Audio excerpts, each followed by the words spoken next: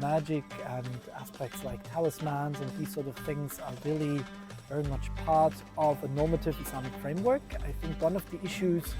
that happened in the modern period is to conflate Islam mostly with Islamic law. And we forget that there were many other normative discourses like mysticism, like also philosophy. But magic also claimed to really unlock the secrets of the universe. And I think it also makes perfect sense when you conceptualize God as an extremely transcendent being that can't really be approached. But then you need intermediaries, beings that help you, powers that also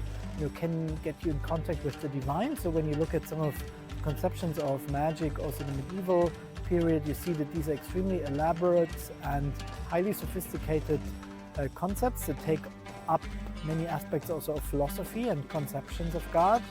and just trying to work out the insecurities that people faced and how to obtain help, because you also felt maybe as a human being that God is simply too perfect and too remote of a being, so you can't just rely on him, but you need intermediary powers to help you.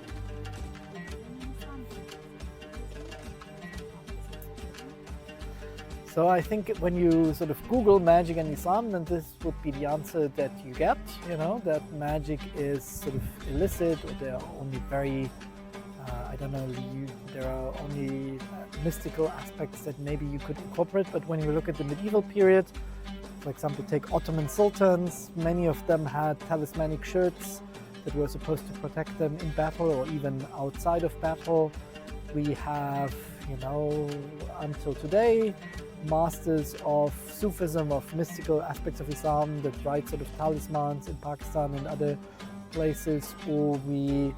have aspects of devotion that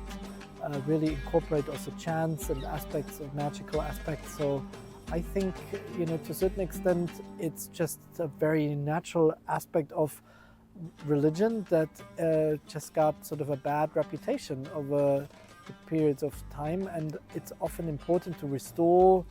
the meaning also, I think, to demonize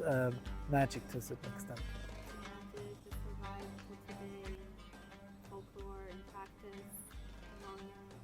I guess especially since the world has become sort of disenchanted for many people, I think there is sort of an urge to bring back also certain aspects that make it feel more, there's also meaning and purpose in life. So I think it's definitely there, but there's also a lot of public pressure. So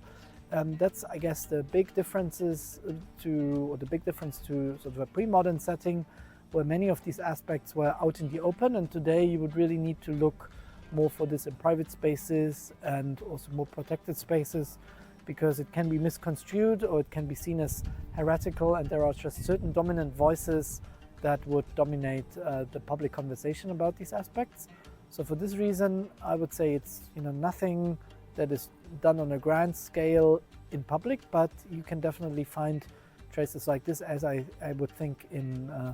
all sorts of religion. And even people who practice this, they would probably not say that what they are doing is magic, but give it some other labels, because this is so fraught and then also seen as maybe dangerous or too outspoken, too explicit.